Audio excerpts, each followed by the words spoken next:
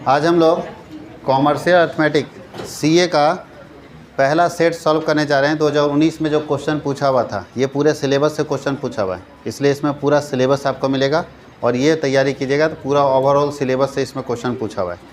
तो 2019 में चूँकि 50 क्वेश्चन पूछा गया था, लेकिन आपको इस साल कितना पूछने वाला है 40, बट हम लोग यहाँ 50 का 50 सॉल्व कर लेंगे क्योंकि आपको सीखना है। कोई दिक्कत है? तो 40 क्वेश्चन आपको एग्ज़ाम में 2023 में पूछेगा। और यहाँ देखो, यहाँ जो है 3 घंटे का एग्ज़ाम है, लेकिन आप लोगों का 2023 में जो एग्ज़ाम कंडक्ट जैक करेगा वो 1 घंटे का करेगा। तो ये 3 घंटा भूल जाना, ये सब मत ध्यान देना। 1 घंटे का एग्ज़ाम होगा, 40 क्वेश्चन पूछा जाएगा, एक क्वेश्चन 1 नंबर का होगा। कोई दिक्कत है? ये सब ध्यान नहीं देना, सिर्फ इतना ही देखना है कि पिछले साल का अपने पास एग्ज़ाम का क्वेश्चन आ गया। और फिर बता दें कि बहुत सारे क्वेश्चन, चूँकि 2019 का ही है तो बहुत सारे क्वेश्चन रिपीट कर सकते हैं। अब कुछ बच्चा बोलता है सर 19 का पढ़ाते हैं, 22 का पढ़ाते हैं, 20-21 कहाँ गया? तो 2 साल कोरोना खा गया, 2 साल कोरोना के कारण एग्ज़ाम ही नहीं हुआ, तो कहाँ से आएगा क्वेश्चन पेपर? तो ये 19 का क्वेश्चन पेपर है, ध्यान दीजिएगा। इंस्ट्रक्शन सबको मालूम है, ये सब मत ध्यान देना। 100 नंबर का है, 100 नंबर का नहीं है आपका, आप लोगों का कितना है 40 नंबर का। 40 क्वेश्चन है, एक क्वेश्चन 1 नंबर का, 40 नंबर का, 1 घंटे का एग्ज़ाम होगा। ठीक है, मल्टीपल चॉइस क्वेश्चन है। 2023 में ये रूल्स रेगुलेशन है। चलते फर्स्ट क्वेश्चन की तरफ। और एक और बात हम बता दें कि मैथ्स है, सीए में अगर सॉल्व करके बनाओगे, अगर कैलकुलेशन पूरा करके बनाओगे तो एमसीक्यू है ना, आपको क्या करना है, ऑप्शन का, इसका चारों ऑप्शन है, बताना है कौन सा सही ऑप्शन है। तो किसी क्वेश्चन में बहुत लंबा बनता है, तो तुम लोग लंबे के चक्कर में मत रहना, डायरेक्ट भी बता देंगे तो डायरेक्ट भी सीख लेना है। फिर से सुनो, कोई ऐसा क्वेश्चन इसमें आएगा सीए वाले में जो बहुत लंबा बनेगा, 1 पेज तक जाएगा, तो सवाल है कि एग्जामिनेशन हॉल में 1 पेज कहाँ से मिलेगा? जो ओएमआर होता है या क्वेश्चन पेपर होता है, तो क्वेश्चन पेपर के पीछे एक ही पेज मिलता है, 1 पेज जगह मिलता है, उसी में कैलकुलेशन करके बनाना है। तो डिटेल बनाने की इसमें ज़रूरत नहीं है। अगर कोई डायरेक्ट बनता है तो डायरेक्ट बना दीजिए, क्योंकि अपने को क्या चाहिए, दिखाना है कि कैसे बनाते हैं, या सिर्फ ऑप्शन टिक मारना है। ऑप्शन टिक मारना, हम कैसे बनाएं उससे क्या मतलब है? तो बहुत सारा क्वेश्चन हम लोग डायरेक्ट बनाएंगे। ठीक है, हम यहाँ कैलकुलेटर का इस्तेमाल कर लेंगे। अच्छा, मोबाइल ही नहीं लाए, मैं यहाँ कैलकुलेटर का इस्तेमाल कर लूँगा, लेकिन आप लोगों को एग्ज़ाम में कैलकुलेटर का इस्तेमाल नहीं करना, वो अपना समझ लो भैया कैसे तुम लोग बनाओगे। कोई दिक्कत है? क्योंकि इतना सारा कैलकुलेशन हम ध्यान। अब देखो, सबसे पहले यहाँ शुरू होते हैं फर्स्ट क्वेश्चन की तरफ से। फर्स्ट क्वेश्चन क्या बोल रहा है? बोलता है कि कोई संख्या दिया हुआ है आपके पास, संख्या है 65.3092 को 2 प्लेसेस ऑफ डेसिमल तक रखना, यानी दशमलव के 2 स्थान तक रखना है। तो बताओ इसका दशमलव 2 स्थान यहाँ तक ना जाएगा? दशमलव के 2 स्थान का मतलब है दशमलव के बाद 2 ही स्थान तक रखना है। तो दशमलव के बाद एक संख्या 3 रख दी है, दूसरा संख्या कौन हो गया 0, तो यहाँ तक रखना है। तो छोड़ने वाला संख्या क्या हो गया? आपको बताया था कि छोड़ने वाला संख्या 5 या 5 से ज़्यादा होता है तो उससे पहले वाले में 1 ऐड कर देते। तो 9 है तो यहाँ 1 ऐड हो जाएगा, तो इसका कितना आएगा 65.31। देखो कौन सा ऑप्शन में है। कोई दिक्कत?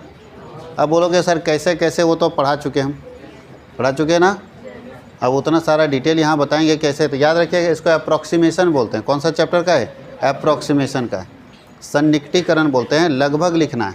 तो कैसे लिखते हैं? तो ध्यान दीजिए, दशमलव 2 स्थान तक बोला तो 2 स्थान यहीं तक ना है, तो यहाँ तक 2 स्थान है। छोड़ने वाला संख्या अगर 5 से ज़्यादा रहता तो यहाँ 9 है, तो 5 से ज़्यादा रहता तो यहाँ 1 जोड़ देते। कोई दिक्कत किसी को? सेकेंड क्वेश्चन,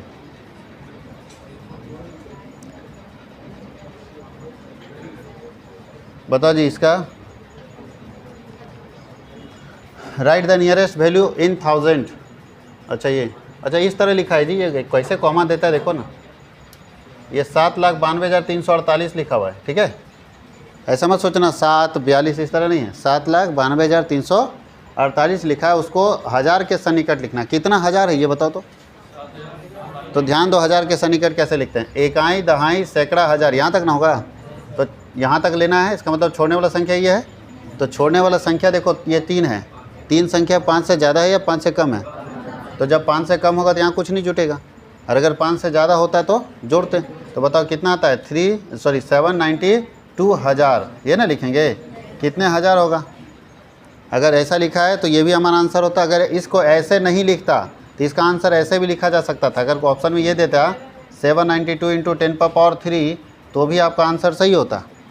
ध्यान दीजिएगा, इसी क्वेश्चन को दे दे एग्ज़ाम में और ये ऑप्शन ये सब हज़ार में नहीं लिखे, 10⁻³ लिख दे तो यही आंसर है। 10⁻³ मतलब क्या? 10⁻³ का मतलब क्या होता है? 10 × 10 × 10। तो 10 10 10 कितना होता है जी? अब 10 10 10 30 मत कर देना, गुना है। 10 गुने 10 गुने 10 कितना आ गया? 1000 हो गया। तो 1000 ऐसे लिखो भाई, शब्द में लिखो या ऐसे लिखो, एक ही बात ना है। या आप इसको एक और तरीके से लिख सकते थे, 792 इंटू 1 1 2 3, बात वही हुआ, देख लो। तो जो भी ऑप्शन देगा आप टिक कर लेना कि 1000 हम के 3 तरीके से लिख सकते हैं, या तो ऐसे 1000 लिख देंगे शब्द में, या तो पावर करके लिख देंगे, या तो जीरो करके लिख देंगे। बात समझ गए? इसको हम लोग, ये भी कौन सा चैप्टर का है? अप्रॉक्सीमेशन, सन्निकटीकरण, कि हम लगभग कैसे लिखेंगे, किसी संख्या को 1000 के सन्निकट कैसे लिखेंगे। कोई दिक्कत किसी को? तीसरा क्वेश्चन बोलता हूँ, रूट अंडर दिया हुआ है, रूट अंडर दिया है, रूट अंडर 0.0169 को जब दशमलव के एक स्थान तक लिखना है, तो पहले तो रूट तोड़ेंगे तब ना दशमलव के एक स्थान। तो बताइए रूट तोड़ेंगे कितना आएगा इसका? 13 का रूट होता है, 13 का स्क्वायर कितना होता है? 169 आता है ना, तो इसका मतलब 13 आएगा इसका। तो इसका रूट तोड़ो, मान लो रूट में है 0.0169, तो अगर हम रूट तोड़ेंगे तो कितना आएगा जी? या इसको आप ऐसे लिख सकते हैं, बताओ कितना का आएगा? 139, 13 का स्क्वायर हो जाएगा, देखो तो होगा। अरे 13 का स्क्वायर 169 आता है, तो देखो तो 13 को 13 से मल्टीप्लाई करें 169, दशमलव कितना अंक के बाद जाएगा? 4 अंक। अरे भाई अभी तक भी नहीं समझ रहे हो? 0.13 इंटू 0.13 यही ना होगा, समझ आया कि नहीं आया? अरे 13 का स्क्वायर मतलब कितना बाबू? 0.13 का स्क्वायर का मतलब कितना? स्क्वायर का मतलब है 0.13 इंटू 0.13, गुना करेंगे तो आएगा कितना? 169 आएगा। 13 को 13 से 169, लेकिन दशमलव देखो, दशमलव यहाँ 1 अंक 2 अंक, फिर 1 अंक 2 अंक, 4 अंक के बाद ना होगा। तो 1 2 3 और 4, यही ना लिखा हुआ यहाँ, इसका मतलब ये निकलेगा। समझ आया? समझ आया? अब हमारा क्या निकलेगा? यहाँ स्क्वायर ख़त्म तो रूट ख़त्म, तो रूट और स्क्वायर ख़त्म तो 0.13 निकलेगा। आपको क्या बोल रहा है? बोल रहा है कि दशमलव के एक स्थान तक, यानी दशमलव के एक स्थान तक लेना है। बताओ दशमलव का एक स्थान कहाँ तक जाएगा? एक ही तक ना जाएगा। दशमलव का एक स्थान कहाँ तक है? सिर्फ एक तक, एक ही स्थान तक लेना है, 3 छूटेगा। तो छोड़ने वाली संख्या 5 से या 5 से ज़्यादा है या कम है? तो कम है, तो इसमें कुछ जुड़ेगा नहीं ना, तो कुछ भी नहीं जोड़ेंगे। तो कुछ भी नहीं जोड़ेंगे, देखो 0.1 कहाँ है? समझ आया? इसको घर में बैठ के आराम से ठंडे दिमाग से सोचते भी रहना है। ये CA है, समझ गए? इसको हिस्ट्री और BST समझने का गलती ना करें। बन जाएगा? आगे बढ़े? चेहरा देख के लग रहा है कि टेंशन बढ़ा हुआ है। तो तुम लोग इसको क्या फ्लावर समझ रखा था CA को? बताओ। वो तो फायर है, जब करेगा तब समझ में आएगा। चलो स्टैंडर्ड फॉर्म में निकालना है। पता है स्टैंडर्ड फॉर्म कैसे निकलता है? क्या होता है स्टैंडर्ड फॉर्म? मल्टीप्लाई है बाबू, मल्टीप्लाई है। और मल्टीप्लाई में 2 नियम लगता था, 36 का और 63 का, 36 और 63 का रूल्स लगता था, याद है? चलिए अब इसको हम लोग स्टैंडर्ड फॉर्म में लाते हैं। कैसे स्टैंडर्ड फॉर्म में लाएंगे? चलो यहाँ बना के दिखा देते हैं। स्टैंडर्ड फॉर्म में कैसे लाएंगे बताइए? स्टैंडर्ड फॉर्म में लाना है इसको, तो पहले संख्या लिख लेते हैं। संख्या क्या क्या है? 5.6 इंटू 0.00782, यही होगा ना? कोई दिक्कत किसी को? अब बताओ इसको स्टैंडर्ड फॉर्म में लाने के लिए नियम क्या बताए थे कि किसी हालत में स्टैंडर्ड फॉर्म में जब लाएंगे तो किसी हालत में जो दूसरी संख्या दिख रही है ना आपको, इसके एक अंक के बाद दशमलव रखना है। फिर से सुनिएगा, स्टैंडर्ड फॉर्म में लाने का मतलब होता है दूसरी जो संख्या है, जो गुना, जिससे गुना करना है किसी संख्या को, तो जिससे गुना करना है किसी संख्या को, उसके एक अंक के बाद, यानी यहाँ दशमलव हमको लाना है किसी हालत में। बताओ जी, यहाँ दशमलव, उसको यहाँ धक्का दे के भेजना है, क्या करना पड़ेगा? यहाँ दशमलव है, यहाँ ना जी, थोड़ा मोटा नहीं हो रहा है, दशमलव यहाँ पे है और उसको उठा के यहाँ लाना है, तो इस दशमलव को इधर भेजना पड़ेगा। इधर कितना अंक इधर भेजना पड़ेगा? 1 2 3 अंक, 3 अंक इधर भेजना पड़ेगा। तो भाई दशमलव जब 3 अंक इधर भेजेंगे तो उस वाले में क्या होगा? तो आपको बताए थे यहाँ पे 2 नियम लगता है, 63 और 36 का। 63 का मतलब है कि अगर ध्यान देना, इधर सेकंड वाला, सेकंड, ये 2 संख्या है ना, तो सेकंड वाला का एरो इधर ना, मुंह किधर खुला हुआ है? 3 का इधर ना खुला हुआ है, तो अगर 3 का मुंह इधर खुला रहेगा नहीं, ये संख्या एरो इधर जाएगा तो इसका एरो इधर जाएगा। तो देखो तो ये जो दूसरा संख्या उसका एरो उधर जा रहा है क्या? तो ये नियम लगेगा, ये तब लगेगा जब एरो उधर जाएगा। देखो एरो उधर नहीं जा रहा है, इधर जा रहा है, इसका मतलब ये नियम यहाँ नहीं लगेगा, यहाँ लगेगा 36 का। 36 बोलता है 3 का मुँह इधर है तो 6 का मुँह इधर है। अब देखो तो आपका कौन सा सेट कर रहा है इसमें से एरो? दूसरा वाला संख्या में देखो एरो इधर ना जा रहा है, यही ना सेट कर रहा है। तो जब बोलता है दूसरा वाला संख्या का जब एरो इधर जाएगा तो पहला वाला संख्या का एरो उधर जाएगा, हाँ या नहीं? दूसरा संख्या का जितना एरो इधर भागेगा पहला संख्या का उतना ही एरो उधर भागेगा। कितना अंक इधर किसका है? तो इसको 3 अंक उधर धकेलेंगे तो इसका 0.3 अंक इधर जाएगा, तो 3 अंक यहाँ है ही नहीं, तो नहीं है तो 0 डाल सकते हैं ना। तो चलो स्टैंडर्ड फॉर्म में लिखते हैं 0 डाल के 0 पॉइंट। अब इसको मत गिन लेना, पॉइंट के बाद गिनना है, पॉइंट के पहले वाला अंक मत गिन लेना। 1 2 और तीसरा तो 5 ही ना होगा, और ये हो जाएगा 6, यही ना होगा, ये आ जाएगा। देखो 0.3 अंक उधर धकेल दिए, देख लो इसका 0.3 अंक उधर धक्का दिया गया है, इसीलिए क्योंकि इसका 0.3 अंक इधर भागा है। तो जितना अंक इधर भागेगा उतना ही अंक उधर जाएगा, तब ना सही होगा। बात समझ गए? आई इंटू इसका स्टैंडर्ड फॉर्म आएगा 7.82। समझ आया? स्टैंडर्ड फॉर्म का नियम ये कहता है। इसका मतलब देखो ये ऑप्शन कहाँ पे है? सेकेंड ऑप्शन है ना, तो सेकेंड नंबर इसका सही जवाब होगा। सेकेंड नंबर इसका क्या होगा? सही जवाब होगा question number 2, sorry option number 2। कोई दिक्कत किसी को? 63 नियम याद आ गया? थोड़ा सा जाके एक बार नोट्स भी खोल के देख लेना है, 36 का नियम क्या बोलता है, 63 का नियम क्या बोलता है। अब आगे चले। अब बताओ जी, इतना इतना बड़ा बड़ा मल्टीप्लाई दिया है, बच्चा कैसे करेगा? इतना छोटा छोटा बच्चा है, मासूम कैसे करेगा? नहीं, कितना सब प्यारा प्यारा चेहरा वाला बच्चा लोग है और इतना टफ देता है, बच्चा पागल नहीं हो जाएगा? कितना लोड लेगा?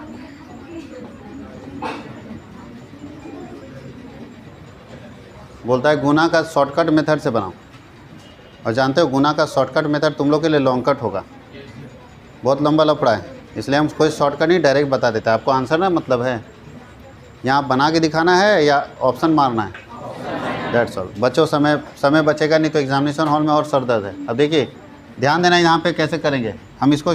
इतना बड़ा गुना करोगे ना, कैलकुलेटर भी जो एक्सेप्ट नहीं करेगा, देख लो करके, कैलकुलेटर से भी करोगे एक्सेप्ट नहीं करेगा। तो क्या करो, इसको सॉर्ट करने के लिए बता देते हैं। सबसे पहले हम लोग ध्यान दीजिएगा, सबसे पहले हम लोग क्या करेंगे इसमें, सबसे पहला काम इसमें हम लोग क्या करेंगे, अगर इस तरह का संख्या दिया है कॉन्ट्रैक्टेड मेथड में, तो सबसे पहले इसको स्टैंडर्ड फॉर्म में लाएंगे। तो स्टैंडर्ड फॉर्म में लाने के लिए क्या करना होगा? दशमलव को लाना पड़ेगा। तो बताओ दशमलव का स्टैंडर्ड फॉर्म में लाने के लिए एक अंक मैंने यहाँ चाहिए, तभी दशमलव कहाँ पे है? कुछ नहीं तो लास्ट में ना रहता है, मतलब लास्ट में 0 0 लिखते हैं कि नहीं लिखते हैं? तो लास्ट में तो बताओ इधर आएगा, कितना अंक इधर आएगा? 1 2 3 4। तो जब इधर आ रहा है रो तो कौन सा नियम लगेगा? देखो 36 और 63, बताओ कौन सा नियम है? ये वाला इधर आ रहा है 63 वाला नियम, तो ये वाला इधर ना जाएगा, तो इसका इधर जाएगा, इसका इधर जाएगा। कितना अंक? 4 अंक। तो बताओ स्टैंडर्ड फॉर्म क्या होगा इसका? 4 6 3 2 5 8, और 4 अंक मतलब 1 2 3 4 इंटू 1.2345, ये ना होगा स्टैंडर्ड फॉर्म में, हाँ या नहीं? अब तो और एक्सेप्ट नहीं करेगा कैलकुलेटर, इतना बड़ा गुना नहीं लेगा कैलकुलेटर, फेल हो जाएगा आपका। तो क्या करोगे? तो ऐसा करते हैं, ले लिया ऊपर, ले लिया तो डायरेक्ट कर देना, बड़ी अच्छी बात है। तो यहाँ पे ध्यान दो, यहाँ पे हम लोग क्या करेंगे, 4 6 3 2, ध्यान दो इधर, 4 6 3 2 0.58 कर देते हैं। कहाँ से आ गया 0.58? इंटू इसको कर देते हैं 10⁻6, किया जा सकता है 10⁻6, और इंटू हो जाएगा 1.2345। अब पूछोगे सर 10⁻6 ही क्यों? हम 10⁻8 भी कर देते, कोई दिक्कत नहीं, बन जाता।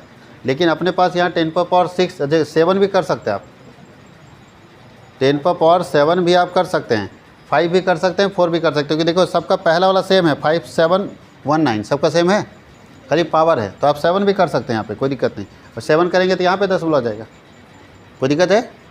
कोई तकलीफ़? चलिए अब मल्टीप्लाई करते हैं, देखते हैं कितना आता है इसका। अच्छा 10 लाख पूछा था, 10 लाख में 6 ही ना होगा, यहाँ 10 लाख पूछा है तो 6 ही करना है, 7 नहीं। 10 लाख में कितना जीरो? 6 जीरो। 1 लाख में 5 जीरो होता है जी, तो 10 लाख में 6 जीरो, तो 6 कर दिए। कोई दिक्कत किसी को? अब क्या करना है, इसको इससे मल्टीप्लाई कर देना है, इसको पूरे ये संख्या को इससे गुना कर दो।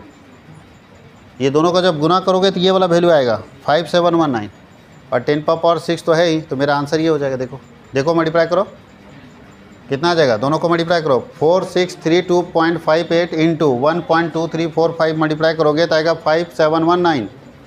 आ रहा है? हाँ, अप्रोक्स करना पड़ेगा, लगभग लोगे तो आता है 5719 और 10 पावर 6 उसमें जोड़ा रहेगा, अप्रोक्स ले लेना गुना करके। ये सब काम तुम लोग करो भैया, गुना भाग वाला। कोई दिक्कत है? अप्रोक्स ले लोगे तो आ जाएगा। अब बताओ, इसको अगर हम और लंबा बनाते तो बहुत लंबा लफड़ा होता, वो आसानी से समझ नहीं आएगा, इसलिए सीधा सीधा बता दिया। बन जाएगा? बन जाएगा। सीए का 5वां क्वेश्चन में पसीना उतर गया सब बच्चा का। सीए है टफ, आसान नहीं है, इसका सेट ज़्यादा प्रैक्टिस करने की ज़रूरत है। कोई दिक्कत है? चलिए अभी हो जाएगा मल्टीप्लाई, आगे बढ़ें। अच्छा, इसको भी डिवाइड करके डायरेक्ट वैल्यू पुट कर दो, उतना सर दर्द मत लो। इसको इससे डिवाइड कर दो, डिवाइड करके कितना आता बताओ?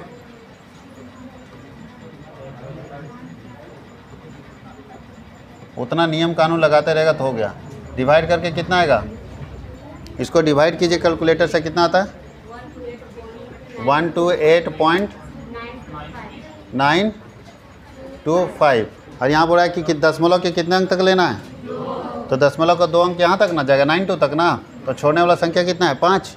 और हम जानते हैं छोड़ने वाला संख्या 5 या 5 से ज़्यादा होता तो एक जुड़ता है ना, इसका आंसर आएगा 128.93 होगा। 3 5 या 5 से ज़्यादा होगा तो पहले वाले में एक जुड़ जाएगा, तो बताओ 128.93 यही ना होगा। इसका 2 ऑप्शन सही है। कोई दिक्कत किसी को? आप चाहते हैं तो लॉन्ग नियम से भी बना सकते हैं, कॉन्ट्रैक्टर मेथड से भी बना सकते हैं, बट कॉन्ट्रैक्टेड मेथड से अब सीखने का ज़रूरत नहीं है, क्योंकि अभी आप अगर नहीं पढ़े हैं और कॉन्ट्रैक्टेड मेथड अब सिखाएंगे तो आपके पल्ले नहीं पड़ेगा, डायरेक्ट समझो, वही फ़ायदा है।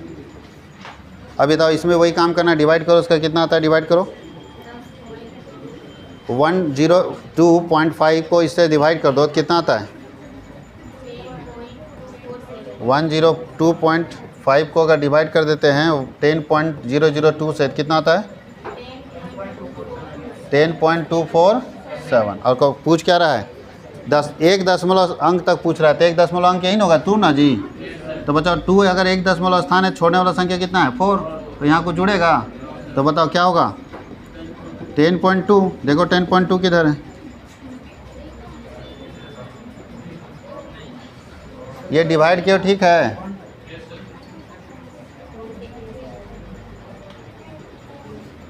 इतना का मान 1 दशमलव अंक तक शुद्ध लिखें, तो 10.2 है ही नहीं इसमें। इसका मतलब है कि कहना ही अप्रॉक्स कैसे लेंगे, 4 है तो इसका मतलब है कहीं ना कहीं मिस्टेक है, वो लगभग में ये लिखा है 10.3, लेकिन मिस्टेक है, ये डेटा और होना चाहिए आगे, समझ गए? ये डेटा और आगे होना चाहिए तभी 10.3 आएगा, 10.2 ही है क्योंकि 4 है। जब तक यहाँ 5 नहीं होता तब तक हम 3 कैसे कर देंगे? बात समझ में आया? बट अगर मिस्टेक है तो अप्रॉक्सीमेट में यही आंसर आ रहा है, बाकी आंसर नहीं है, लेकिन आंसर सही में 10.2 आना चाहिए, क्योंकि यहाँ 2 है, यहाँ छोड़ने वाली संख्या 4 है, तो यहाँ जोड़ेंगे नहीं हम लोग। अगर यहाँ छोड़ने वाली संख्या 5 होता तो यहाँ 1 जोड़ देते। कोई दिक्कत है?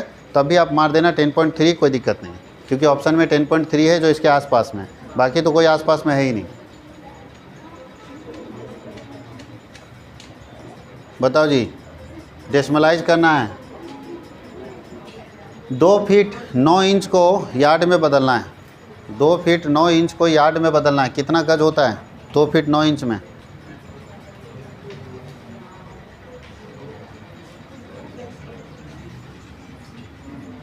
बताओ। पहले एक बात बताओ, 3 फीट बराबर 1 यार्ड होता है, यार्ड समझते हो? गज।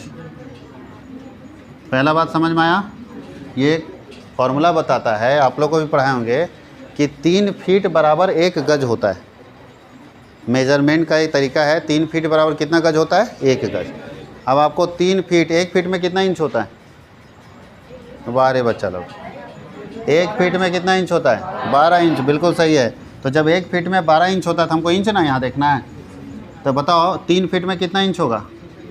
1 फीट में 12 इंच होगा, तो 3 × 12 कितना होता है 36 इंच। 36 इंच बराबर जो है वो कितना कहलाएगा? 36 इंच बराबर क्या होगा? 36 इंच बराबर होगा 1 गज होगा यार्ड। ये निकल गया हम लोग का फॉर्मूला। अब चलो हम लोग देखते हैं, ये फॉर्मूला है। अब हम लोग का क्या है, हमको बोल रहा है 2 फीट 9 इंच। हम लोग को क्या बोल रहा है? 2 फीट 9 इंच। बताओ इंचेस, तो 2 फीट में कितना इंच होगा? 1 फीट में 12 होता है, तो 2 फीट में कितना होगा? 24 इंच होगा प्लस 9 इंच कितना होता है? 33 इंच। यही ना होगा जी? तो बोल रहा है कि ध्यान दो, 33 इंच को गज में बदलो। 33 इंच को गज में बदलो। अगर थोड़ा सा 3 इंच और ज़्यादा रहता ना तो 1 गज आंसर हो जाता, क्योंकि 36 इंच बराबर 1 गज हो जाता है। लेकिन 36 इंच बराबर 1 गज होता है और हमको पूछ दिया 33 इंच बराबर कितना गज, कैसे निकालेंगे? यहाँ तक समझ में आया सबको? नियम कहता है कि 3 फीट बराबर 1 गज, तो 3 फीट को अगर इंच में बदलेंगे तो 1 फीट में कितना इंच होता है? 12 इंच होता है। तो 3 फीट में 36 इंच, इसका मतलब 36 इंच बराबर 1 गज। हमारा क्वेश्चन में दिया 2 फीट 9 इंच, तो 2 फीट में कितना गज होगा? सॉरी 2 फीट में कितना इंच होगा? 24 इंच होगा। 1 फीट में 12 इंच, 2 फीट में 24 इंच और प्लस 9 इंच। 24 9 कितना हो गया? 33। हमारे पास 33 इंच है, 3 इंच घट रहा है। 3 इंच अगर रहता तो 1 गज हो जाता, तो नहीं है तो क्या करोगे? जो भी आएगा डेसिमल में आएगा। अब कैसे निकालेंगे? यहाँ सोचो कि 1 गज कितना फीट इंच बराबर है? 1 गज 36 इंच बराबर, तो 36 से भागा दे दो और 33 से क्या करना है? आंसर आ जाएगा। समझ आया? नहीं तो समानुपात देखो, समानुपात समझते हो? यहाँ देखो क्या है? गज, और यहाँ होगा इंच। 1 गज बराबर कितना इंच होता है? 36 इंच। 1 गज बराबर 36 इंच, पढ़े ना समानुपात? तो 33 इंच बराबर कितना गज? यही ना होगा। x बराबर क्या बताए थे? जिसके सामने का मिसिंग वो नीचे जाएगा। तो बताओ 1 गुने 33 और बटा 36, बात वही हुआ। देखो तो वही हुआ ना, सेम है। तो तुम ऐसे लिख सकते हो कि भैया 1 गज बराबर 36 इंच, तो 33 इंच बराबर कितना? तो काट दो इसको, कितना आएगा डिवाइड करके? 11 तिया 33 और 12 तिया 36, मतलब 11 बटा 12, तो हमको लगता है 0.916 ही सही होगा। 0.916, क्योंकि बाकी तो ठीक नहीं। कोई दिक्कत? कितना आंसर आ जाएगा? गज फीट सब याद रखना होगा। जो बीएसटी में तुम लोग मार के जाता है ना कि 13 का सी, 14 का बी, पढ़ता है क्वेश्चन और सीधा सी बी। यहाँ देख रहे हो भाई साहब जो मारे हैं, सो अंदाजे मार दिए 90 गज होगा। बताओ, जो भी जिसका भी क्वेश्चन पेपर है 90 गज मार दिया, क्या होना चाहिए? कोई दिक्कत किसी को? चलिए अब आगे बढ़े। 9 नंबर क्वेश्चन नंबर 9 देख रहे हैं। पूछ रहा है कि निम्न अनुपातों में से कौन सा अनुपात 3:2 के बराबर है? तो सबको काट के देखना पड़ेगा। कौन ऐसा रेशियो जो 3:2 में है? तो काटो, तो ये तो कटेगा ही नहीं, हमको लगता है। 113 किससे कटेगा? 2 से। अच्छा, इसको 2 से कटना चाहिए, ध्यान देना। ऐसा इसमें ढूंढो जी, ये 3 से कटेगा और ये वाला 2 से कटेगा, ऐसा ढूंढना है। तो ये तो 2 से कटेगा ही नहीं। कटेगा? देखो तो, ये कट सकता है, यही कटेगा 2 से। कितना बार में कटेगा? 56। और ये कितना कटेगा?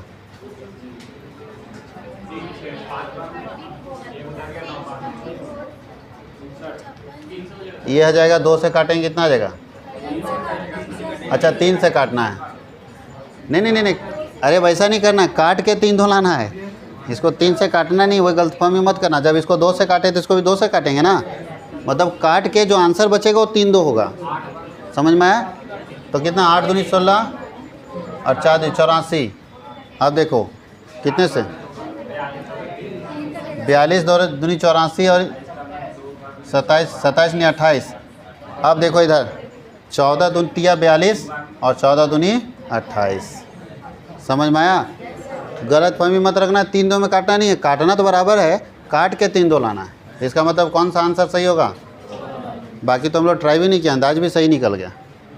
दिमाग लगाया कि 2 से कटेगा, ये नहीं, ये 2 से कट जाता है इसमें। लेकिन तब तक ये देखो इधर, ये 3:2 कैसे आ सकता है? ये छोटा है, ये बड़ा है। 3:2 का मतलब क्या है? पहला वाला ज़्यादा होना चाहिए और दूसरा वाला कम, तो ये तो ऐसे भी रिजेक्ट हो गया। ये चांस बन सकता था, लेकिन 122 की जगह यहाँ 133 है, तो ये कटेगा नहीं, 133 कटेगा ही नहीं किसी से। देख लो, किसी से नहीं कटेगा। ये ऐसा संख्या है कि किसी से नहीं कटेगा, अपने और एक के अलावा किसी से नहीं कटेगा। कोई दिक्कत है? और 0 से टकराएगा तो बर्बाद हो जाएगा, 0 से टकराएगा तो बर्बाद हो जाएगा, या तो अपने से कटेगा या तो 1 से कटेगा, बाकी किसी से नहीं कटेगा। कोई दिक्कत है? तो आंसर हमारा क्या होगा? डी। अब देखो यहाँ पे बोलता है एक व्यक्ति अनिल 200 रुपये प्रति माह और सुनील 250 रुपये प्रति माह कमाता है। अनिल कितना कमाता है? 200 रुपया पर मंथ, और सुनील कमाता है 250 रुपये। यदि वे दोनों 175 रुपये प्रति माह व्यय करते हैं, 175 रुपये खर्चा करता है, तो उसके बचत का अनुपात क्या होगा? कैसे निकालेंगे?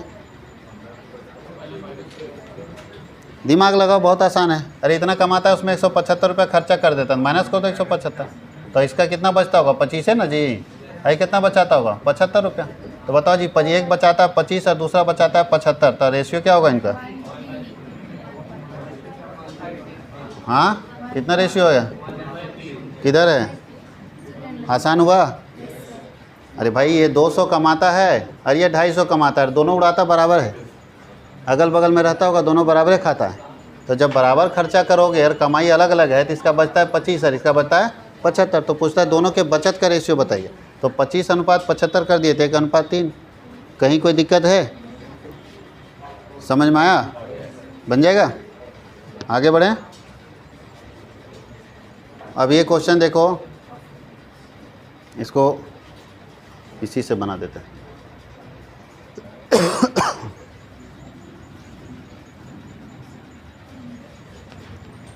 अपने पास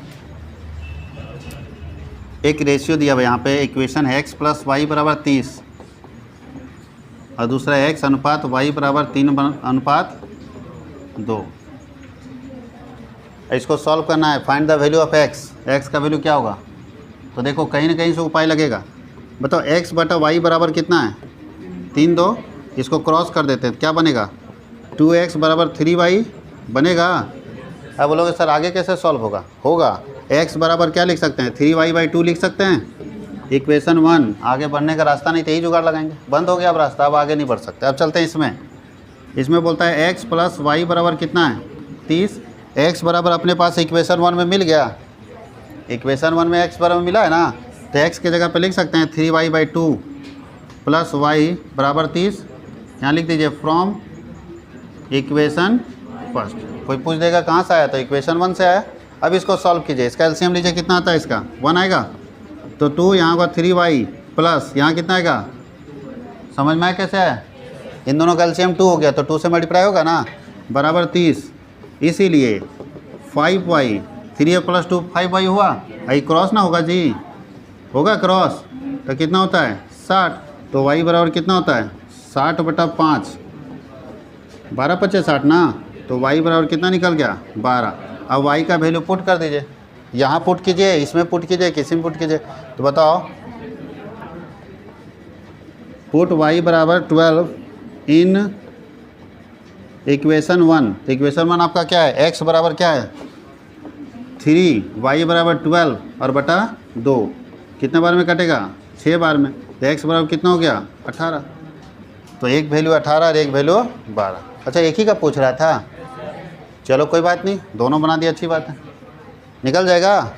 अच्छा, x ही तो पूछ रहा था, सबसे लास्ट में तो x निकला हम लोग का। इसको शॉर्ट बना सकते थे, यहाँ y मान लेते तब क्या होता?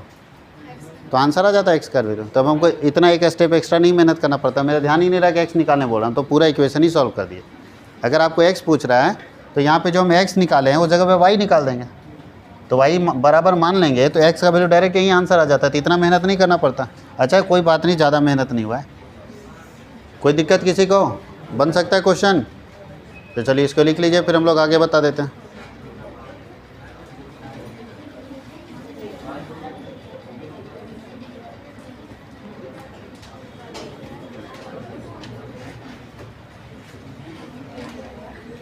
चलिए अब देखते हैं फोटोग्राफर वाला कितने लोगों को समझ आता है। पढ़ो जी, ये क्वेश्चन बुक में भी बनाए थे हम, बहुत सारे क्वेश्चन बुक से बनवाए हुए थे। ठीक से पढ़ो। एक फोटोग्राफर है जो बोलता है कि 6 6 कॉपी फ़ोटो, तुम लोग भी अगर स्टूडियो गया तो ऐसे ही ऑफ़र आता है, 6 कॉपी बनाओगे तो 6 रुपये लगेगा, 12 कॉपी बनाओगे तो 10 रुपये में बना देंगे। 12 पीस अगर फ़ोटो निकलवाओगे कितना लगेगा? 10 रुपया। 6 पीस निकलवाओगे तो 6 रुपया, मतलब 6 कम निकालोगे तो रेट ज़्यादा है, और ज़्यादा निकालोगे तो रेट कम है। तो बोलता है जिस पर 6 पीस में अगर 6 रुपये में 6 पीस दे रहा है तो 2 रुपये कमा रहा है वो दुकानदार, और 12 पीस दे रहा है 10 रुपये में तो 4 रुपये कमा रहा है। तो 30 पीस कितने में बेचेगा कि उसको 8 रुपये का लाभ हो? चलो देखते हैं, कम से कम और स्टूडियो खोलेगा कि नहीं खोलेगा तुम लोग? वो स्टूडियो खोलने लायक नहीं है। कैसे निकालेंगे? आंसर बताओ। कुछ बचा तो रट लेता है, इसको भी रट्टा मार के रखा हुआ, यही होबे करेगा। चलो इधर देखो, लागत निकालो। यहाँ हम लिख देते हैं, समझ सब आ जाएगा। ध्यान दो इधर, पहला हम लोग कॉस्ट लिखते हैं, कॉस्ट ऑफ, चलो 4 ही पीस का निकालते हैं, 6 पीस है ना पहले, 6 पीस, 6 पीस फ़ोटो का को लागत कितना होगा? ध्यान देना, 6 पीस फ़ोटो का लागत उसका कितना पड़ रहा होगा? तो 6 पीस 6 रुपये में बेच रहा था, हाँ या नहीं? 6 पीस को 6 रुपये में बेच रहा है, 2 रुपये कमा रहा है। लिखा हुआ है ना क्वेश्चन में, 6 पीस फ़ोटो 6 रुपये में बेच रहा है, 2 रुपये कमा रहा है, तो लागत क्या होगा? 6 रुपये में बेच रहा है, यानी सेलिंग प्राइस 6 और प्रॉफिट कितना? 2, तो कॉस्ट प्राइस कितना? 4। समझ आया? सेलिंग प्राइस माइनस प्रॉफिट बराबर क्या होगा? सेलिंग प्राइस माइनस प्रॉफिट बराबर क्या होता है? कॉस्ट होता है। चलो 6 पीस का लागत ये है। दूसरा, कॉस्ट ऑफ 12 पीस, 12 पीस का क्या कॉस्ट है? तो 12 पीस का बताओ, 12 पीस कितने में बेच रहे थे? 10 में कितना कमा रहे हैं? 4। इसका मतलब 12 पीस का लागत कितना है? 6। इससे तुम लोगों को कुछ समझ में आया? अगर 6 पीस फ़ोटो निकालेगा तो 4 रुपया लगेगा, अब 12 पीस फ़ोटो निकालेगा, यानी डबल फ़ोटो निकालेगा तो खाली 2 रुपया कॉस्ट बढ़ेगा। स्टूडियो में ऐसा ही होता है, क्योंकि उसके बाद खाली उसका इंक ना गया। समझ में आया? फिर से सुनो, अगर 6 पीस फ़ोटो कोई निकाल रहा है तो कितना रुपया लग रहा है? 4 रुपया। फ़ोटो हम डबल निकाल रहे हैं और खर्चा कितना बढ़ रहा है? सिर्फ 2 रुपया। इसका मतलब है ये जो फ़ोटो निकालने का खर्च होगा, उसका खर्च क्या बोलेगा कि शुरुआत का जो 6 पीस होगा उसमें 4 रुपये लगेगा, उसके बाद जितना 6 पीस बनाओगे उतना 2 रुपये एक्स्ट्रा। समझ पाए क्या बोले? शुरुआत का 6 पीस जो बनाओगे उसमें 4 रुपये लागत मेरा लग रहा है, उसके बाद जितना एक्स्ट्रा वो 6 पीस बनाते जाएगा, हर 6 पीस में 2 रुपये एक्स्ट्रा लगेगा, हाँ या नहीं? हर 6 पीस में आपको 2 रुपये क्या करना होगा? एक्स्ट्रा देना होगा। जितना 6 पीस बनाओगे, देख लो ना, 6 पीस का 6 रुपये खर्चा, मतलब 2 रुपये बढ़ रहा है। 6 पीस एक्स्ट्रा बनाने पर कितना बढ़ रहा है? 2 रुपया।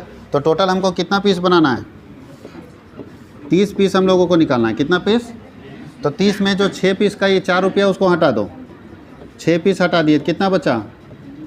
24 पीस बचेगा। अच्छा, ये 6 पीस क्यों हटाए? क्योंकि इसका लागत अलग है। इसका लागत कितना रुपया है? 4 रुपया। इसका लागत कितना रुपया है? 4 रुपया प्लस, अब बताओ 24 पीस का कितना होगा? जब एक्स्ट्रा 6 पीस का 2 रुपया पड़ता है, एक्स्ट्रा 6 पीस का कितना पड़ रहा है? कैसे 2 निकल रहा है, समझ में आ रहा है ना? एक्स्ट्रा 6 पीस अगर बनाओगे तो 2 रुपया एक्स्ट्रा खर्चा पड़ता है, तो 24 पीस बनाने में हमको कितना एक्स्ट्रा देना होगा? कितना 6 पीस इसमें है? इसमें कितना 6 पीस है? 4 6 पीस है। 6 चौके 24 होता है ना, 4 6 पीस है, 4 बार 6 पीस बना। इसका मतलब है कि एक्स्ट्रा कितना खर्च होगा? 8 रुपया। डायरेक्ट हम बना रहे हैं, समझ आया कि नहीं आया? फिर से सुनोगे बाबू, कहानी समझा देते, उतना लंबा बनाएंगे बहुत उलझोगे और नहीं समझ में आएगा। अगर देखते हैं कि एक फ़ोटोग्राफ़र 6 पीस बनाता है और 6 रुपये में बेचता है तो 2 कमाता है, तो 6 पीस बनाएगा, 6 रुपये में बेचेगा, 2 कमाएगा, तो लागत 4 रुपये होगा, हाँ या नहीं? उसके बाद देखते हैं क्या है कि 12 पीस अगर वो बनाता है तो 4 रुपये कमाता है। भाई बताओ जी, ज़्यादा बनाने से ज़्यादा कमा रहा है, जबकि कम में बेच रहा है, बेच कम में रहा है और कमा ज़्यादा रहा है। इसका मतलब कहीं ना कहीं लागत का फेरा है इसमें। तो देख क्या रहे हैं कि हम एक्स्ट्रा शुरू का 6 पीस में 4 रुपये लगा, उसके बाद एक्स्ट्रा 6 पीस जितना बनाओगे, हर एक्स्ट्रा 6 पीस पर कितना लग रहा है? 2 रुपया। कैसे 2 रुपये निकल रहा है? देख लो यहाँ हो रहा है, 2 रुपये एक्स्ट्रा लगेगा। तो बताओ जी, 24 पीस में कितना 6 पीस होगा? 6 चौके 24, 4 6 पीस होगा ना, तो 4 अगर 6 पीस होगा तो 4 गुने 2 रुपये ना एक्स्ट्रा लग रहा है, तो 8 रुपये हमारा पड़ रहा है। तो 8 रुपये ये और 4 रुपये शुरुआत वाला वो 12 रुपया, और हम प्रॉफिट कितना कमाना चाहते हैं? तो 12 रुपया और प्लस 8 रुपया अगर हम प्रॉफिट कमाना चाहते हैं तो हम बेचेंगे 20 रुपया। यानी 20 रुपया में अगर हम बेचेंगे 30 पीस फ़ोटो को तो अपने को 8 रुपये का मार्जिन हो जाएगा। मतलब 30 पीस निकलवाओगे तो कितने में दे देगा? 20 में दे देगा, और उसको मार्जिन भी 8 रुपये का दुकानदार को हो रहा है।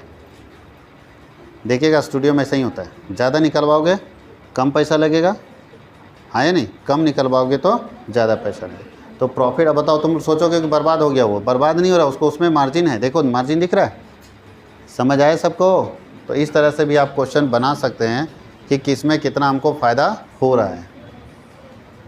बन जाएगा?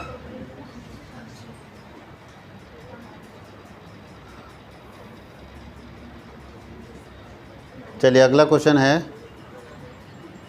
अच्छा आंसर था ना वो 20 रुपये आंसर है ना? फर्स्ट वाला आंसर इसका सही है 20।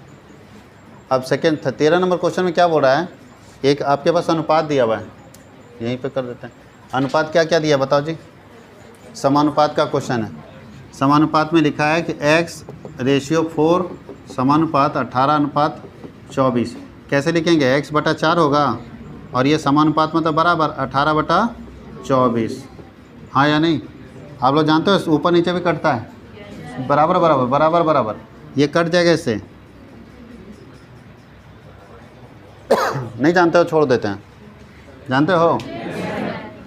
नहीं ना, जिसका बुद्धि नहीं काम करा भाई छोड़ो। ज़्यादा दिमाग मत दो, ऐसे दिमाग पर लोड मत दो, ऐसे भी छोटा सा बुद्धि है, ज़्यादा देगा ब्लास्ट हो जाएगा।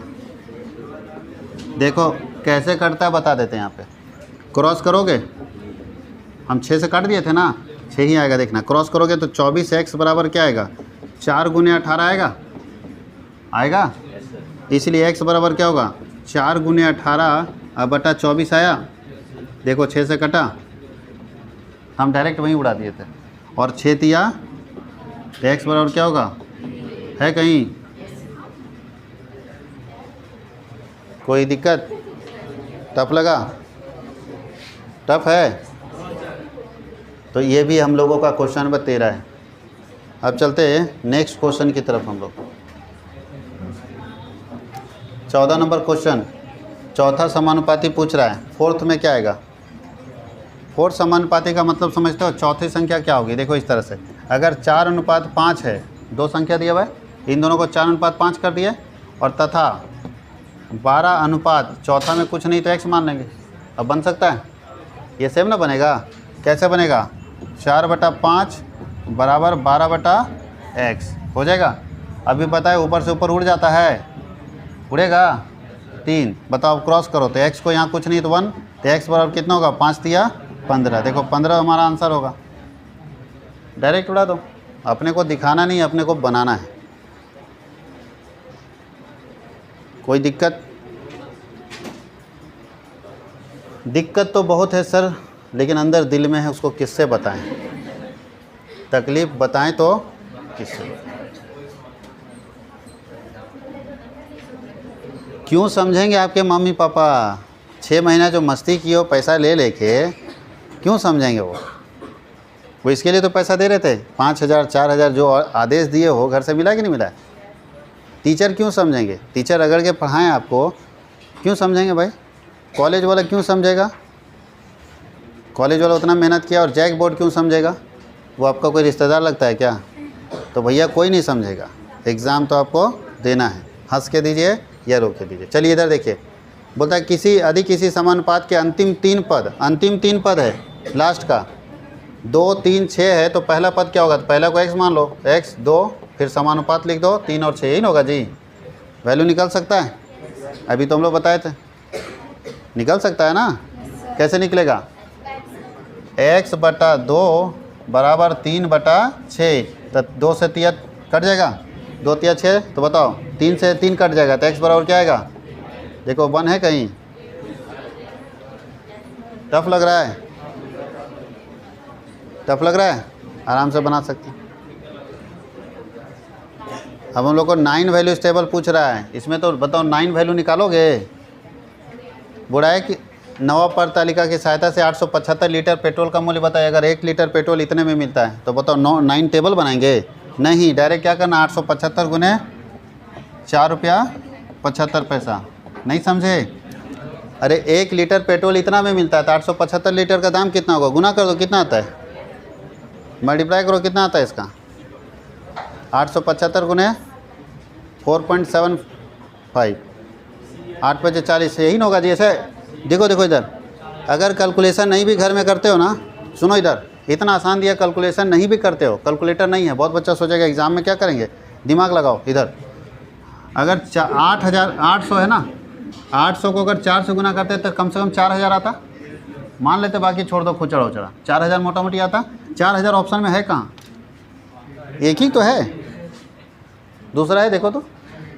875 आ नहीं सकता, 875 को 4 से गुना करेंगे 875 नहीं आएगा। 415 तो और नहीं आएगा, 415.5 आएगा, नहीं तो अकेले ही आएगा, बड़ी संख्या ही ना है। तो बिना कैलकुलेशन किए भी दिमाग लगा सकते हैं, हाँ या नहीं? रहेगा तो यूज कर सकते हैं, है? चलो ठीक है। अब बोल रहा है कि एक ऐसा टेबल का नाम बताओ जिसमें किसी एक वस्तु की कीमत 1 से 9 तक दी होती। फिर से सुनोगे, ऐसे टेबल का नाम बताओ जिसमें किसी वस्तु की कीमत 1 से 9 तक दी होती है। अभी तो बता दिए, 9 वैल्यू किधर है?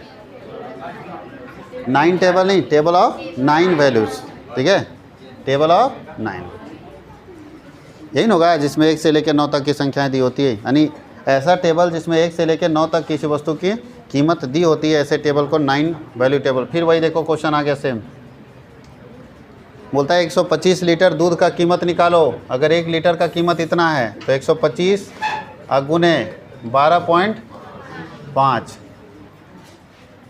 अब दिमाग लगाओ खाली, कुछ मत करना। 12 को 12 से गुना करो, कितना आता है? छोड़ दो 5 रुपये का खुजरा, 4400 आएगा, मतलब 1400 कुछ रुपया।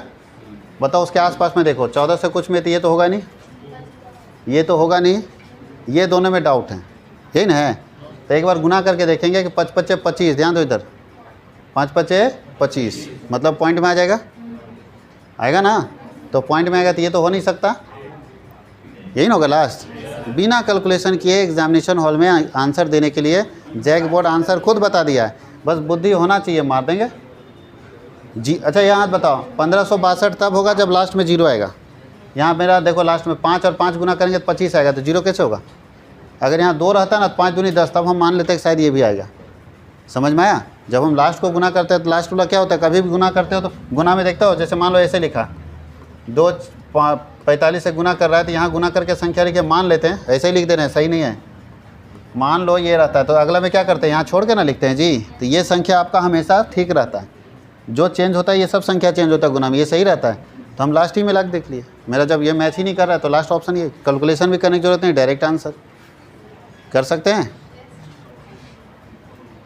अब हम लोग चलते हैं, बताओ फिर 25 केजी चावल का कीमत पूछ रहा है। अगर 1 केजी का कीमत 10 रुपये 50 पैसा तो निकल जाएगा 25 केजी इंटू 10 रुपये 50 पैसा। बताओ 25 को 10 से करेंगे 250 आएगा। अब देखो 250 तो हो ही नहीं सकता क्योंकि 10 रुपये 50 पैसा है। ये 250, रुक जाओ, 50 पैसा इंटू 25 नहीं, ये भी नहीं होगा, ठीक है। 162 हो नहीं सकता है, तो लास्ट में क्या होगा, कैसे पता चला? इधर देखो, मान लो 50 पैसा भी हटा दो तो बताओ 25 गुने 10 250 हुआ, और 25 को जब 50 पैसा से गुना करते तो इसका आधा होता है। बताए थे किसी को भी 50 पैसा से गुना करेंगे तो उसका आधा ना होगा जी। 25 का आधा कितना होता है? अरे हाँ या नहीं? तो कितना आ गया इसका 262.5। देखो 262.5 किस में बन सकता है? चलिए 20 नंबर क्वेश्चन तक आज हम लोग बनाएंगे और 20 का हम लोग अगले क्लास में देखेंगे। क्या है क्वेश्चन बताओ?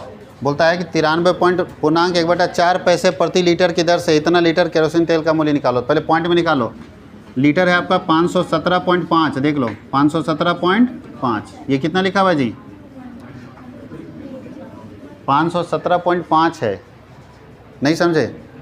517 1/2 है ना, 1/2 मतलब आधा, इनटू ये कितना बताओ, कितना पैसा है? पैसा है 0.9325 है, दिख रहा है? कैसे कैसे आया? इन दोनों को गुना कर दो, जो आंसर आएगा वही आंसर है। पहले बताओ ये कैसे आया? तो बताओ यहाँ क्या लिखा है? पैसा, तो पैसा जीरो से ना शुरू होता है, पॉइंट से, तो 0.93 है। अरे 1/4 को भागा देंगे तो 25 आएगा, 2.25 आएगा ना जी, तो 25 लिख दी यहाँ पे डायरेक्ट तोड़ के। अगर तुमको इतना नहीं है तो तुम क्या करोगे, गुना करोगे, इसको जोड़ोगे, फिर 4 से भाग दोगे। वही ना करते आए हो आज तक, कितना तकलीफ़ झेले हो। 4 तिया 12, हाथ में 1, 9 चौके 36 और 1 37, ये ना होगा, प्लस 1 और बटा 4, मतलब है 373 में 4 से भागा देंगे तो यही ना आएगा। इसको भी वही काम करता है, गुना करता है, फिर जोड़ता है, फिर 2 से भाग देता है, तो यही आता है। अब इन दोनों को गुना करोगे, आंसर आ जाएगा, बन जाएगा। तो यहाँ तक हम लोगों को कंप्लीट करना है। इसके बाद जो 20 क्वेश्चन और बचेगा वो हम लोग अगले क्लास में डिस्कस करेंगे, क्योंकि सीए में थोड़ा लंबा क्लास जाएगा, लंबा वीडियो बनेगा, अच्छे से देखना है।